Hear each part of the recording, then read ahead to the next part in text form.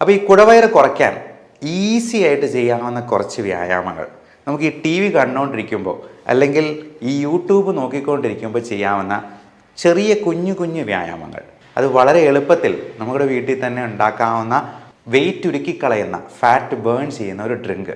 ഇത് വയറ് കുറയാൻ മാത്രമല്ല കേട്ടോ, നമ്മുടെ ഉള്ളിലുള്ള കാർബൺ ഡൈ ഓക്സൈഡിൻ്റെ അളവ് പരമാവധി കുറയ്ക്കാനായിട്ടും, പ്രത്യേകിച്ചും റെസ്പിറേറ്ററി ഫെയിലിയർ ഉള്ള പേഷ്യൻസിന് നമ്മളിത് പറഞ്ഞു കൊടുക്കാറുണ്ട്. മധുരം, ബേക്കറി സാധനങ്ങൾ, മൈദ അടങ്ങിയത്, പിന്നെ കപ്പ, ചേന, ചേമ്പ് പോലുള്ള കിഴങ്ങ് വർഗ്ഗത്തിൽപ്പെടുന്നത് എല്ലാം നല്ല പോലെ സ്റ്റാർച്ചും കാർബോഹൈഡ്രേറ്റും കൂട്ടുന്നതാണ്. കുടവയർ കുറയ്ക്കുക എന്നുള്ളത് എല്ലാവരുടെയും അത്യന്താപേക്ഷിതമായിട്ടുള്ള ഒരു ആവശ്യമായി മാറിയിരിക്കുന്നുണ്ട്. കുടവയർ ഉണ്ടാക്കുന്ന ശാരീരിക പ്രശ്നങ്ങൾ വേറൊരു ഭാഗത്ത്, അതുമൂലമുണ്ടാകുന്ന നാണക്കേടും ബോഡി ഷെയ്മിങ്ങും വേറൊരു ഭാഗത്ത്. അപ്പോൾ ഈ കുടവയറ് കുറയ്ക്കാൻ ഈസി ആയിട്ട് ചെയ്യാവുന്ന കുറച്ച് വ്യായാമങ്ങൾ നമുക്ക് ഈ ടി വി കണ്ടുകൊണ്ടിരിക്കുമ്പോൾ അല്ലെങ്കിൽ ഈ യൂട്യൂബ് നോക്കിക്കൊണ്ടിരിക്കുമ്പോൾ ചെയ്യാവുന്ന ചെറിയ കുഞ്ഞു കുഞ്ഞു വ്യായാമങ്ങൾ, അതുപോലെ നമുക്ക് അതിനു വേണ്ടി തയ്യാറാക്കാവുന്ന ഒരു ഡ്രിങ്ക്, അത് വളരെ എളുപ്പത്തിൽ നമ്മുടെ വീട്ടിൽ തന്നെ ഉണ്ടാക്കാവുന്ന, അവൈലബിൾ ആയിട്ടുള്ള സാധനങ്ങൾ കൊണ്ടുണ്ടാക്കാവുന്ന ഒരു ന്യൂട്രീഷ്യസ് ആയിട്ടുള്ള വെയിറ്റ് ഉരുക്കിക്കളയുന്ന, ഫാറ്റ് ബേൺ ചെയ്യുന്ന ഒരു ഡ്രിങ്ക്. ഇത് രണ്ടുമാണ് ഞാൻ ഇന്ന് നിങ്ങൾക്ക് മുമ്പിൽ അവതരിപ്പിക്കുന്നത്. ഇതൊരു 14 ഡേയ്സ് ചലഞ്ചാണ്. 2 ആഴ്ചത്തേക്ക് 14 ദിവസത്തേക്ക് നിങ്ങളിത് കൃത്യമായിട്ട് ഫോളോ ചെയ്യുക. എന്നിട്ട് കുടവയറ് കുറയുന്നുണ്ടോ ഇല്ലയോ എന്നുള്ളത് നോക്കിയിട്ട് ഈ വീഡിയോയുടെ താഴെ കമൻ്റായിട്ടൊന്ന് രേഖപ്പെടുത്തുകയും ചെയ്യുക. ഓക്കെ, അപ്പോൾ ഏറ്റവും ആദ്യം തുടങ്ങുന്നത് നമുക്ക് ലഘുവായിട്ട് ചെയ്യാവുന്ന എക്സസൈസാണ്. പിന്നെ ഇതിന് ഇച്ചിരി കഷ്ടപ്പെട്ട് ചെയ്യേണ്ട കുറച്ച് എക്സസൈസും കൂടെ ഞാൻ അവസാനത്തേക്ക് പറയുന്നുണ്ട്. ഏറ്റവും ലഘുവായിട്ട് നമുക്ക് ഈ ടി വി കണ്ടുകൊണ്ടിരിക്കുമ്പോൾ തന്നെ ചെയ്യാവുന്ന ഒരു കാര്യമുണ്ട്. നമ്മൾ ഈ സോഫയിലൊക്കെ ഇരുന്ന് ചിലപ്പോൾ നല്ല റിക്ലൈനറിലൊക്കെ ഇങ്ങനെ വളരെ സന്തോഷത്തോടെ കിടന്നുകൊണ്ടൊക്കെ ആയിരിക്കും മിക്കവാറും ടി വി കാണുന്നത്. അതിന് പകരം നമ്മൾ ഈ സോഫയിൽ ഇരിക്കുമ്പോൾ തന്നെ കാല് പതുക്കെ മടക്കി താഴ്ത്തുന്ന ആ ഒരു എക്സസൈസ് ഒന്ന് ചെയ്ത് നോക്കുക. അത് നമുക്ക് എത്ര തവണ വേണമെങ്കിലും ചെയ്യാം. അതിന് വലിയ പ്രശ്നങ്ങളൊന്നുമില്ല. മുട്ടുവേദനയുള്ളവർക്കും അത് ചെയ്യാവുന്നതാണ്. അപ്പോൾ പതുക്കെ ഒന്ന് മടക്കുക, താഴ്ത്തുക. നമ്മുടെ വീട്ടിലല്ലേ, ആര് കണ്ടാലും കുഴപ്പമില്ല. ഇനി തിയേറ്ററിൽ വെച്ച് ചെയ്യുന്നാൽ പോലും ഒരു പ്രശ്നമില്ല. ഇനി തിയേറ്ററിലൊക്കെ വെച്ചാണ് ഇത് ചെയ്യുന്നതെങ്കിൽ നമുക്ക് ചെയ്യാവുന്ന ഒരു ഡയഫ്രമാറ്റിക് ബ്രീത്തിങ് എക്സസൈസ് ഉണ്ട്. ഇത്രയേ ഉള്ളൂ. നമ്മുടെ അബ്ഡോമിനൽ മസിൽസിനെ നല്ലപോലെ കൺട്രാക്റ്റ് ചെയ്ത് നമ്മൾ ശ്വാസം നല്ല ശക്തിയിൽ വെളിയിലോട്ട് വിടുക. അതിന് ബ്രീത്തിങ് എക്സസൈസിന് നമ്മൾ പറയുന്ന പൾമണോളജിസ്റ്റിൻ്റെ ഒരു ടെർമിനോളജി ഉണ്ട്, പേഴ്സണലി ബ്രീത്തിങ് എന്ന് പറയും. അതിത്രയേ ഉള്ളൂ. മൂക്കിലൂടെ നമ്മൾ 3 സെക്കൻഡ് ശ്വാസം വലിച്ചെടുക്കുന്നു, വായിലൂടെ ഊതി പുറത്തേക്ക് 6 സെക്കൻഡ് പുറത്തേക്ക് വിടുന്നു. ഇത് വയറ് കുറയാൻ മാത്രമല്ല കേട്ടോ, നമ്മുടെ ഉള്ളിലുള്ള കാർബൺ ഡൈ ഓക്സൈഡിൻ്റെ അളവ് പരമാവധി കുറയ്ക്കാനായിട്ടും, പ്രത്യേകിച്ചും റെസ്പിറേറ്ററി ഫെയിലിയർ ഉള്ള പേഷ്യൻസിന് നമ്മളിത് പറഞ്ഞു കൊടുക്കാറുണ്ട്. അതുപോലെ ഓക്സിജൻ കണ്ടന്റ് നന്നായിട്ട് കൂട്ടാനും കാർബൺ ഡൈ ഓക്സൈഡിനെ പരമാവധി വെളിയിലോട്ട് തള്ളുകയും ചെയ്യുന്നത് വഴി നമുക്ക് കൂടുതലായിട്ട് എനർജി ജനറേറ്റ് ചെയ്യാനായിട്ട് ഈ ഓക്സിജൻ പര്യാപ്തമാക്കുകയാണ് ചെയ്യുന്നത്.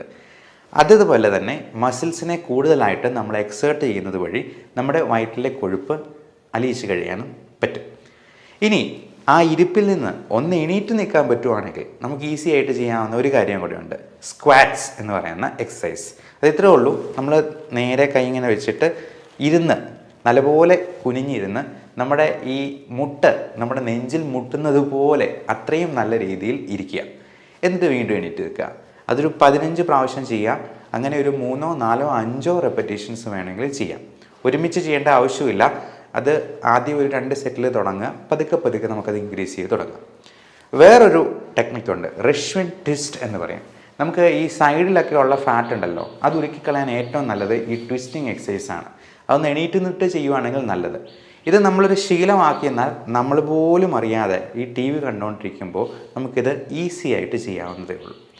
അപ്പോൾ ഇത്തരത്തിലുള്ള വ്യായാമങ്ങൾ നമുക്ക് ഒരു റൊട്ടീൻ, ഒരു ഹാബിറ്റ് എന്ന നിലയിൽ നമുക്ക് ചെയ്യാവുന്നതാണ്. പിന്നെ ആദ്യമേ തന്നെ ചെയ്യാവുന്ന ഒരു കാര്യം, നമ്മൾ ഈ സോഫയും സംഗതികളൊക്കെ മാറ്റിയിട്ട് എക്സസൈസ് മെഷീനോ ട്രെഡ്മില്ലോ സൈക്കിളോ ഒക്കെ വേണമെങ്കിൽ ടി വിയുടെ മുമ്പിലോട്ട് സ്ഥാപിക്കാം കേട്ടോ. അത് നമുക്ക് മൊബൈലാണെങ്കിലും ഒരു ഒരു സ്റ്റാൻഡ് വെച്ചിട്ട് അതിൽ നോക്കിക്കൊണ്ട് എക്സസൈസ് ചെയ്യാൻ പാകത്തിന് ഒരുക്കി വയ്ക്കാവുന്നതുമാണ്. ഇനി ഇതിന് നമുക്ക് ലഘുവായിട്ട് പ്രിപ്പയർ ചെയ്യാവുന്ന ഒരു ഹെൽത്ത് ഡ്രിങ്കിനെ കുറിച്ച് നമുക്ക് പറയാം. നമ്മുടെ ഓരോരുത്തരുടെയും ബോഡി ഷേപ്പ് തന്നെ പലതരത്തിലാണ് ഈ ഫാറ്റ് നടുവിലായിട്ട് ഡെപ്പോസിറ്റ് ചെയ്യുന്നത്. ചിലർക്ക് ആപ്പിൾ ഷേപ്പിലായിരിക്കും, പുക്കളുടെ മുകൾ ഭാഗത്തായിരിക്കും ഏറ്റവും കൂടുതൽ ഫാറ്റ് ഡെപ്പോസിറ്റ് ചെയ്യുക. ചിലർക്ക് പിയർ ഷേപ്പ് എന്ന് പറയും, അതായത് പുക്കളുടെ താഴ്ഭാഗത്തായിരിക്കും. അതുപോലെ പലതരത്തിലുള്ള ബോഡി ടൈപ്സ് ഉണ്ട്, എക്ടോമോർഫ്, എൻഡോമോർഫ് എന്നൊക്കെ പറഞ്ഞിട്ട്. അപ്പോൾ നമ്മൾ ഭക്ഷണം കഴിക്കുമ്പോൾ പ്രത്യേകമായിട്ട് ശ്രദ്ധിക്കേണ്ട ഒരു കാര്യം, നമ്മൾ സമയമെടുത്ത് ചൂ ചെയ്ത് കഴിക്കുക എന്നുള്ളതാണ്. നല്ലപോലെ ചവച്ച് ഓരോ ഉരുളയും ആസ്വദിച്ച് കഴിക്കുക എന്നുള്ളതാണ്. മൈൻഡ്ഫുൾ ഈറ്റിംഗ് എന്ന് പറയുന്നൊരു ടേം തന്നെ ന്യൂറോ സൈക്യാട്രിയിലുണ്ട്. മൈൻഡ്ഫുൾനെസ് എന്ന് പറയുന്നത് നമ്മുടെ ഓരോ മൊമെൻറ്റും നല്ലപോലെ എൻജോയ് ചെയ്ത് അതിനെ മനസ്സ് മുഴുവൻ എടുത്ത് എൻജോയ് ചെയ്യുക, ആസ്വദിക്കുക എന്നുള്ളതാണ് ഉദ്ദേശിക്കുന്നത്. നമ്മൾ ഭക്ഷണം കഴിക്കുമ്പോൾ തിരക്കിട്ട് എന്തെങ്കിലും വാരി വലിച്ച് കഴിച്ച് വയറ് ഫുള്ളാക്കി, അത് മിക്കവാറും പൊറോട്ട പോലത്തെ എന്തെങ്കിലും ഫിക്സഡ് ഡെപ്പോസിറ്റ് പോലെ അടിച്ച് കയറ്റാവുന്ന എന്തെങ്കിലും സാധനമായിരിക്കും ഇടുക. അതങ്ങ് ഒഴിവാക്കുക. പകരം സമയമെടുത്ത് കഴിക്കാനായിട്ട് നോക്കുക. പിന്നെ വെള്ളം ധാരാളം കുടിക്കുക. ഓരോ പ്രാവശ്യവും ഭക്ഷണം കഴിക്കുന്നതിന് മുമ്പ് 2-3 ഗ്ലാസ് വെള്ളം കുടിച്ചെന്നാൽ നമുക്ക് അത്ര തന്നെ കാർബോഹൈഡ്രേറ്റിൻ്റെ അളവ് കുറയ്ക്കാൻ പറ്റും. പോരാത്തതിന് നമുക്ക് ഈ കാർബോഹൈഡ്രേറ്റിനെ പ്രോട്ടീൻ വെച്ചിട്ട് റീപ്ലേസ് ചെയ്യാനായിട്ട് പറ്റും. അതായത് എഗ് ഡയറ്റ്, നമുക്ക് മുട്ട കഴിക്കുന്നത്, മുട്ടയുടെ വെള്ള മാത്രം കഴിച്ചാൽ മതിയാവും. അത് നല്ലപോലെ ഫില്ലിംഗ് ആയിട്ടുള്ള ഒരു ഭക്ഷണമാണ്. മുട്ടയുടെ വെള്ള 2-3 എണ്ണം കഴിക്കാം. അപ്പോൾ അതുപോലെ തന്നെ ഇതിന് മുമ്പായിട്ട് മരുന്ന് പോലെ കഴിക്കേണ്ട ചില സാധനങ്ങളുണ്ട്. അതായത് 3 ഗ്ലാസ് വെള്ളത്തിനോടൊപ്പം ഒന്നെങ്കിൽ ഒരു കുക്കുംബർ, അല്ലെങ്കിൽ ഒരു ക്യാരറ്റ്, ബീട്രൂട്ട്, അധികം മധുരമില്ലാത്ത പഴങ്ങളായിട്ടുള്ള പേരയ്ക്ക, അങ്ങനെ എന്തെങ്കിലും വെച്ചിട്ടൊരു സാലഡ് നമുക്ക് ആദ്യമേ തന്നെ കഴിച്ച് വയറ് പകുതി ഫില്ലാക്കിയതിന് ശേഷം, അപ്പോൾ ഇതിന് വലിയ ടേസ്റ്റ് ഒന്നും ഇല്ലാത്തതുകൊണ്ടാണ് ഞാൻ പറഞ്ഞത് മരുന്ന് പോലെ കഴിക്കണമെന്ന്. നമ്മൾ ഗുളികയൊക്കെ കഴിക്കുന്നത് ഇഷ്ടമുണ്ടായിട്ടല്ലല്ലോ, ടേസ്റ്റും ഇല്ല. അപ്പോൾ അതുപോലെ തന്നെ കഴിക്കേണ്ട കുറച്ച് സാധനങ്ങളാണ് ഈ സാലഡ്. പിന്നെ നമുക്ക് അധികം കാലറി ഇല്ലാത്ത സാധനങ്ങൾ വെച്ചിട്ട് ടേസ്റ്റി ആയിട്ടുള്ള ഭക്ഷണ സാധനങ്ങൾ ഉണ്ടാക്കാം. അങ്ങനെയുള്ള കാര്യങ്ങളും ഡയറ്റും ഞാൻ മുമ്പ് പറഞ്ഞിട്ടുള്ളതാണ്. അപ്പോൾ അതുപോലുള്ള ഭക്ഷണ സാധനങ്ങൾ വെച്ച് ആദ്യമേ സാലഡ് നല്ലപോലെ കഴിച്ച് ചോറ് ഒരല്പം മാത്രം കഴിക്കുക എന്നുള്ളതാണ് ഏറ്റവും നല്ലത്. നമ്മളൊക്കെ അരിക്കുട്ടന്മാരും അരിക്കുട്ടിമാരുമാണെന്ന് പറയും. അപ്പോൾ ഈ അരിയാഹാരമാണ് നമുക്ക് വണ്ണം കൂട്ടാനായിട്ട് പ്രധാനപ്പെട്ട കാരണം. മധുരം, ബേക്കറി സാധനങ്ങൾ, മൈദ അടങ്ങിയത്, പിന്നെ കപ്പ, ചേന, ചേമ്പ് പോലുള്ള കിഴങ്ങ് വർഗ്ഗത്തിൽപ്പെടുന്നത് എല്ലാം നല്ല പോലെ സ്റ്റാർച്ചും കാർബോഹൈഡ്രേറ്റും കൂട്ടുന്നതാണ്. അത് വയർ കൂടാൻ വലിയൊരു കാരണമാണ്. അപ്പോൾ അത് പൂർണ്ണമായിട്ട് ഒഴിവാക്കുക.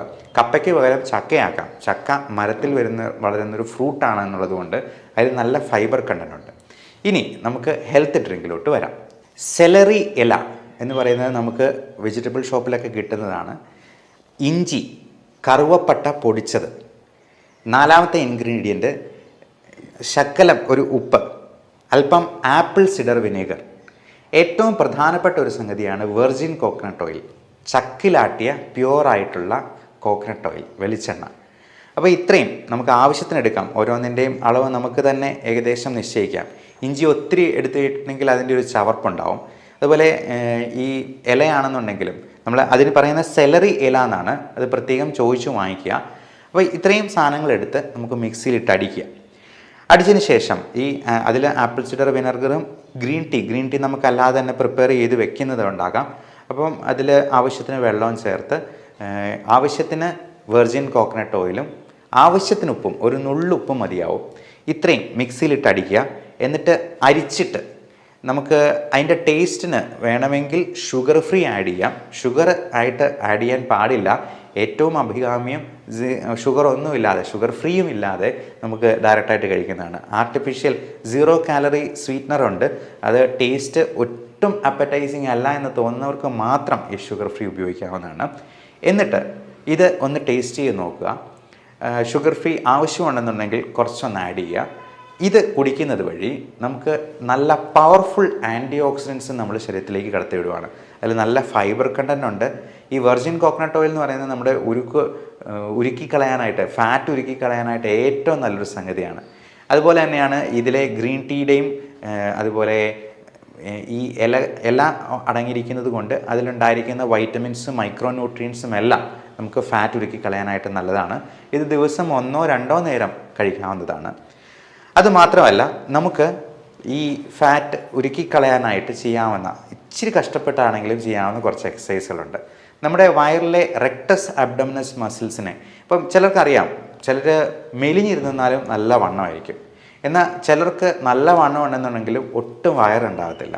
അപ്പോൾ ഈ വയറ് ഉണ്ടാകാതിരിക്കാനായിട്ട് നമ്മൾ ഈ റെക്ടസ് അബ്ഡോമിനസ് മസിൽസിനെ നല്ലപോലെ സ്ട്രെങ്തൻ ചെയ്തെന്നാൽ മാത്രമേ, അല്ലെങ്കിൽ അവനെ വർക്ക് ചെയ്യിപ്പിച്ചെന്നാൽ മാത്രമേ ഈ വയറ് നമ്മുടെ അരയ്ക്ക് ചുറ്റുമുള്ള കൊഴുപ്പ് ഒന്ന് പോകത്തുള്ളൂ. അപ്പോൾ അതിന് ഏറ്റവും നല്ല എക്സസൈസായിട്ട് പറയപ്പെടുന്നത് പ്ലാങ്ക് എക്സസൈസാണ്. പ്ലാങ്ക് എന്ന് പറഞ്ഞാൽ നിങ്ങൾക്ക് ഗൂഗിളിലൊക്കെ സെർച്ച് ചെയ്യുന്നാൽ അറിയാം. അത് നമ്മൾ കൈമുട്ട് നിലത്ത് കുത്തിയതിന് ശേഷം സ്ട്രെയിറ്റ് ആയിട്ട് നമ്മുടെ സ്പൈൻ വെച്ചിട്ട് പരമാവധി സമയം അങ്ങനെ നിൽക്കുക. ഒരു 30 സെക്കൻഡിൽ തുടങ്ങിയാൽ മതി. 30 സെക്കൻഡ് പതുക്കെ 1 മിനിറ്റ് ആക്കുക. മാക്സിമം 2 മിനിറ്റ് വരെ അത് ചെയ്താൽ മതി. അപ്പം നമ്മുടെ സ്പൈൻ നല്ല സ്ട്രെയിറ്റ് ആയിരിക്കണം. നമ്മുടെ ബട്ടക്സ് അല്ലെങ്കിൽ ചന്തിയുടെ ഭാഗം നല്ലപോലെ സ്ട്രെയിറ്റ് ആയിട്ട് നിൽക്കണം. അത് ഒത്തിരി പൊങ്ങിയിരിക്കരുത് എന്നുള്ളതാണ്. അപ്പോൾ അത് കൃത്യമായിട്ട് ചെയ്യുന്ന വഴി നമ്മുടെ ബാക്ക് സ്ട്രെങ്തനിങ് സംഭവിക്കും. അബ്ഡോമിനൽ മസിൽസിന് നല്ല കോർ സ്ട്രെങ്ത് കിട്ടുകയും ചെയ്യും. അപ്പോൾ ഇതുപോലെ തന്നെയാണ് ഈ പുഷപ്സിലും നമ്മൾ ഒരേ സമയം എയറോബിക് എക്സസൈസാണ്, സ്ട്രെങ്തനിങ് എക്സസൈസാണ്, കൂടാതെ അതിനൊരു സ്ട്രെച്ചിങ് ഫാക്ടറും കൂടി വരുന്നുണ്ട്. അതിനൊരു പുഷപ്പ് ഒരു വളരെ നല്ല എക്സസൈസാണ്. നമ്മുടെ ബാക്ക് മസിൽസിനും നമ്മുടെ തൈ മസിൽസിനും പോലും, നമ്മുടെ shoulder muscles, pectoralis major minor, chest muscles, നമ്മുടെ റെക്ടസ് അബ്ഡോമിനസ് മസിൽസ് എല്ലാത്തിനും നല്ല എക്സേഷൻ വരുന്ന ഒരു എക്സസൈസാണ് പുഷപ്പ്. അതുപോലെ തന്നെയാണ് ഈ അബ്ഡോമിനൽ ക്രഞ്ചസ് എന്ന് പറയുന്നത്. അബ്ഡോമിനൽ ക്രഞ്ചസ് ഇത്രയേ ഉള്ളൂ. നമ്മൾ നേരെ കിടന്നതിന് ശേഷം നമ്മുടെ കാൽമുട്ടുകളിൽ കൈമുട്ട് കഴുത്തിൽ വെച്ചതിന് ശേഷം 2 സൈഡിലും മാറി മാറി വയ്ക്കുക എന്നുള്ളതാണ്. അപ്പോൾ അതുവഴി നമ്മുടെ സൈഡിലുള്ള ഫാറ്റ് ഡെപ്പോസിറ്റും പരമാവധി ഉരുക്കി കളയാനായിട്ട് പറ്റും. അതുപോലെ ബട്ടർഫ്ലൈ ഫ്ലിക്സ് ഉണ്ട്. നമുക്ക് നേരെ കടന്നതിന് ശേഷം കാലുകൾ തുഴയുന്ന പോലെ അല്ലെങ്കിൽ സൈക്കിൾ ഔട്ടുന്നത് പോലെ, വായുവിലേക്ക് സൈക്കിൾ ഔട്ടുന്ന പോലെ, അത് മുട്ടുവേദന ഉള്ളവർക്കും ചെയ്യാവുന്നതാണ്. നടക്കാനും ഓടാനും ഒക്കെയാണ് മുട്ടുവേദനക്കാർക്ക് ഏറ്റവും ബുദ്ധിമുട്ട്. അവർക്ക് പകരം ഈ എക്സസൈസ് ചെയ്യാവുന്നതാണ്. മുകളിലോട്ട് സൈക്കിൾ ഔട്ടുന്നത് ഒരു തരത്തിൽ വെരിക്കോസ് വെയിനെയും ഹെൽപ്പ് ചെയ്യുന്നതാണ്. അപ്പോൾ ഇങ്ങനെയുള്ള എക്സസൈസ് വഴി നമ്മുടെ വയറ് പരമാവധി കുറയ്ക്കാനായിട്ട് നോക്കുക. ഇതിൽ ചെയ്യാൻ പറ്റുന്ന 1-2 എക്സസൈസുകളും കൂടി ഞാൻ പറയാം.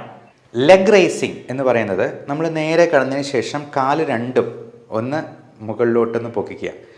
90 ഡിഗ്രിയിലല്ല പൊക്കേണ്ടത്, ഒരു 45 ഡിഗ്രി ആംഗിളിൽ വരുന്നത് പോലെ പൊക്കി വയ്ക്കുക.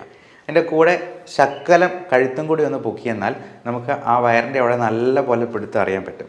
അപ്പോൾ ഇതൊക്കെ നമുക്ക് എന്തെങ്കിലും യൂട്യൂബിൽ എന്തെങ്കിലും വീഡിയോ കണ്ടുകൊണ്ടിരിക്കുമ്പോൾ ചെയ്യാം, പാട്ട് കേട്ടുകൊണ്ട് ചെയ്യാം. അത് ഒരു റൊട്ടീനായിട്ട് ഇപ്പോൾ രാവിലെ തന്നെ നമുക്ക് എണീറ്റ് ഉടനെ തന്നെ ഒരു 10-50 പുഷപ്പ് എടുക്കുമ്പോഴത്തേക്കും തന്നെ നമ്മളൊന്ന് ആ ഒരു ഉത്സാഹവും ബ്ലഡ് സർക്കുലേഷനും ഒക്കെ നമ്മുടെ ദിനചര്യകളിലെല്ലാം കാണാൻ പറ്റും. നമ്മുടെ ജോലിയിലും ആ ഒരു ഉത്സാഹം നമുക്ക് എക്സ്പീരിയൻസ് ചെയ്യാനായിട്ട് പറ്റും.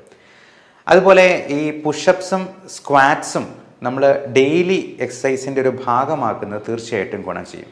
ഇത് എല്ലാം പല തുള്ളി പെരുവെള്ളം എന്ന കോൺസെപ്റ്റിലാണ് വർക്ക് ചെയ്യുക. നമ്മൾ ഒരു ദിവസം ഒരു 10 പുഷപ്പേ ചെയ്യാൻ പറ്റുന്നുള്ളൂ, മതി. ആ 10 എണ്ണം ഒരു വർഷം ആകുമ്പോഴത്തേക്കും എത്ര പുഷപ്പായി എന്ന് നമുക്ക് കാൽക്കുലേറ്റ് ചെയ്ത് നോക്കാവുന്നതേ ഉള്ളൂ. അപ്പം അത്രയും പുഷപ്പ് നമുക്ക് കിട്ടുന്നുണ്ടെങ്കിൽ അതുകൊണ്ട് തന്നെ വയറ് കുറഞ്ഞില്ലെങ്കിൽ പോലും കൂടാതെ നോക്കാമല്ലോ എന്നുള്ളതാണ് നമ്മളത് നോക്കേണ്ടത്. അപ്പോൾ എപ്പോഴും ഈ കോൺസെപ്റ്റ് ഓർക്കുക, പലതുള്ളി പെരുവെള്ളം. എപ്പോഴും നമുക്ക് മടി തോന്നുമ്പോൾ ജസ്റ്റ് ഡു ഇറ്റ് എന്ന് മനസ്സിൽ ഇടയ്ക്കിടയ്ക്കൊന്ന് ഉരുവിട്ടുകൊള്ളുക. അപ്പോൾ അത് ഭക്ഷണത്തിൻ്റെ കാര്യത്തിലാണെങ്കിലും എക്സസൈസിൻ്റെ കാര്യത്തിലാണെങ്കിലും നമ്മൾ നമ്മളെ തന്നെ മോട്ടിവേറ്റ് ചെയ്തുകൊണ്ട് നിൽക്കുക. അടുത്ത ഒരു എക്സസൈസ് എന്ന് പറയുന്നത് മൗണ്ടൻ ക്ലൈംബ്സ് എന്ന് പറയും. മൗണ്ടൻ ക്ലൈംബ് നമ്മൾ കുന്ന് കയറാനൊന്നും പോകുന്നില്ല, നമ്മൾ നിലത്ത് കിടന്നുകൊണ്ട് തന്നെ ഇപ്പോൾ മൗണ്ടൻ ക്ലൈംബ് ചെയ്യുന്നത് പോലെ കാല് 2 സൈഡിലും മാറി മാറി നല്ലപോലെ മടക്കുക എന്നുള്ളതാണ്. അപ്പം മൗണ്ടൻ ക്ലൈംബ് ചെയ്യുന്നതിൻ്റെ അതേ എഫക്റ്റ് തന്നെ നമുക്ക് അവിടെ കിട്ടും. അതേപോലെ തന്നെ ഹൈ കിക്സ് ആണ് വേറെ ചെയ്യാവുന്നത്. അതായത് കാല് നല്ല ഉയർത്തി നമ്മൾ കൈ ഇങ്ങനെ വെച്ചിട്ട് നല്ല പോലെ ഒരു കിക്ക് വെക്കുക, അല്ലെങ്കിൽ മുട്ടുകൊണ്ടാണെങ്കിലും നമ്മൾ മാറി മാറി 2 കാലുകളും നമ്മുടെ കൈപ്പത്തിയിൽ തൊടുന്നത് പോലെ ഓടുന്നത്, അതാണ് ഹൈ കിക്സ് എന്നതുകൊണ്ട് ഉദ്ദേശിക്കുന്നത്. അപ്പോൾ ഇങ്ങനെയൊന്നും പറ്റിയില്ലെങ്കിൽ നമുക്ക് ഇതിന് വളരെ അത്ഭുതങ്ങൾ ഉണ്ടാക്കുന്ന തരത്തിലുള്ള മരുന്നുകൾ ഇന്ന് അവൈലബിൾ ആണ് എന്നുള്ളതാണ് ഇതിനകത്ത് ഏറ്റവും പ്രധാനമായിട്ടുള്ളൊരു കാര്യം. ചിലർ പറയാണ്ട് എന്തൊക്കെ ചെയ്തിട്ടും വണ്ണം കുറയുന്നില്ല എന്നുണ്ടെങ്കിൽ നമുക്ക് അങ്ങനെയുള്ള മരുന്നുകളും ഉണ്ട്. അത് നമ്മുടെ ഭക്ഷണത്തിലെ ഫൈബർ കണ്ടൻറ്റ് കൂട്ടുന്ന രീതിയിലുള്ള ആൽഫ സൈക്ലോഡെക്സിൻ പോലുള്ള മരുന്നുകളുണ്ട്. അതുകൂടാതെ നമുക്ക് ഈ ഫാറ്റിൻ്റെ അബ്സോർപ്ഷൻ ഇൻഡസ്ട്രിയിൽ നിന്ന് അധികം ഉണ്ടാകാതെ ആ ഫാറ്റ് മുഴുവൻ നമ്മുടെ മലത്തിൻ്റെ കൂടെ പോകുന്ന എക്സ്ക്രീറ്റ് ചെയ്യുന്ന രീതിയിലുള്ള ഫാറ്റ് കില്ലിംഗ് ആയിട്ടുള്ള മെഡിസിൻസ് ഉണ്ട്. അത് ഒട്ടും അബ്സോർബ് ചെയ്ത് പോകത്തില്ല എന്നുള്ളത് കൊണ്ട് ഇത് മൊത്തം ഫാറ്റിലൂടെ പോകുന്നത് നമുക്ക് കാണാനും പറ്റും. ഇൻഡസ്ട്രീനിലൊക്കെ ഇപ്പം ചെറിയ ഓയിലി ആയിട്ടുള്ള സ്റ്റൂള് പോവുകയും ചെയ്യും. അപ്പം നമ്മൾ എന്തെങ്കിലും ഓയിലി ആയിട്ടുള്ള ഫുഡ് കഴിച്ചെന്നാലും അത് അബ്സോർബ് ചെയ്യാതെ ഫാറ്റ് മുഴുവൻ നമ്മുടെ മലത്തിലൂടെ തന്നെ പോകുന്ന തരത്തിലുള്ള മെഡിസിൻസും ഇന്നുണ്ട്. ഇതൊന്നും പറ്റാത്ത സെലിബ്രിറ്റീസൊക്കെ ആണെങ്കിൽ ലൈപ്പോസെക്ഷന് പോകാറുണ്ട്, അതുപോലെ ഗ്യാസ്ട്രിക് ബൈപ്പാസ് സർജറി ചെയ്യാറുണ്ട്. പക്ഷെ നമ്മൾ ഒരിക്കലും ഒരു സർജറിയിലോട്ട് പോവുക അത്രയ്ക്ക് മോർബിഡ് ഒബീസിറ്റി അല്ലെങ്കിൽ അഡ്വൈസബിൾ അല്ല. അതായത് BMI ഒരു 30-ലും കൂടുതലാണെങ്കിൽ തീർച്ചയായിട്ടും നമ്മൾ സർജറി കൺസിഡർ ചെയ്യും. അല്ലെങ്കിൽ ഈ ഗ്യാസ്ട്രിക് ബൈപ്പാസ് ഒക്കെ ചെയ്യുമ്പോൾ നമ്മുടെ ഇൻറ്റസ്റ്റൈനിൻ്റെ അല്ലെങ്കിൽ വയറിൻ്റെ കുറച്ച് ഭാഗങ്ങൾ ന്യൂട്രിയൻ്റ് അബ്സോർപ്ഷൻ ഇല്ലാണ്ടാകുന്ന രീതിയിൽ ചിലപ്പോൾ കുറഞ്ഞു പോകാറുണ്ട്. കാരണം നമ്മുടെ ആവശ്യത്തിനുള്ള പ്രോട്ടീൻസും ന്യൂട്രിയൻസും ഒക്കെ അബ്സോർബ് ചെയ്യാനായിട്ടുള്ള സ്പേസ് പോലും ഇല്ലാണ്ടാകുന്നത് കൊണ്ട് ചിലപ്പോൾ ഹൈപ്പോഗ്ലൈസീമിയോ അല്ലെങ്കിൽ ന്യൂട്രിയൻ ഡെഫിഷ്യൻസിയൊക്കെ ഇങ്ങനെയുള്ളവർക്ക് ലോങ് ടേമിൽ കാണാൻ സാധ്യതയുണ്ട് എന്നുള്ളതുകൊണ്ട്. അതുപോലെ ലൈപ്പോസെക്ഷന് അതിൻ്റേതായിട്ടുള്ള ചിലപ്പോൾ സൈഡ് എഫക്ട്സ് ഉണ്ടാകാം. അതുകൊണ്ട് ആദ്യമേ നമുക്ക് ഇങ്ങനെയുള്ള ലൈഫ് സ്റ്റൈൽ മോഡിഫിക്കേഷൻ എല്ലാം നോക്കിയിട്ടും പറ്റിയില്ല എന്നുണ്ടെങ്കിൽ ഇതിനുള്ള മെഡിസിൻസ് നോക്കാം. ഒട്ടും പറ്റിയില്ല, മോർബിഡ് ഒബീസിറ്റിയിലേക്ക് പോകുകയാണെങ്കിൽ തീർച്ചയായിട്ടും സർജിക്കൽ ഓപ്ഷൻ നമ്മൾ തിരഞ്ഞെടുക്കേണ്ടി വരും. ഈ മെഡിക്കൽ പ്രാക്ടീസ് എന്ന് പറയുന്നത് ഒരു ചെസ്സ് കളിക്കുന്ന പോലെയാണെന്ന് പറയാം. നമ്മൾ ഒരുപാട് മാനദണ്ഡങ്ങൾ വെച്ചിട്ടാണ് ഒരു മരുന്ന് കൊടുക്കുക. സർജറി എന്ന് പറയുന്ന ക്യാരംസ് കളിക്കുന്ന പോലെയാണ്. നമ്മുടെ ഫൈൻ സർജിക്കൽ ഹാൻഡ് മൂവ്മെൻറ്റ്സ് ആണ് അതിനകത്ത് ഏറ്റവും നിർണായകമാവുക. ഏറ്റവും നല്ലൊരു സർജൻ ഒരു സർജൻ ആകുന്നത് എപ്പോഴാണെന്ന് ചോദിച്ചെന്നാൽ ഏത് പേഷ്യൻ്റാണ് സർജറിക്ക് സ്യൂട്ടബിൾ, ഏത് പേഷ്യൻ്റാണ് സർജറിക്ക് കത്തി വയ്ക്കാൻ പാടില്ലാത്തത് എന്ന് മനസ്സിലാക്കുന്നിടത്താണെന്ന് നമ്മുടെ പ്രൊഫസർ പറയുമായിരുന്നു. So everyone take care of your health. Thank you.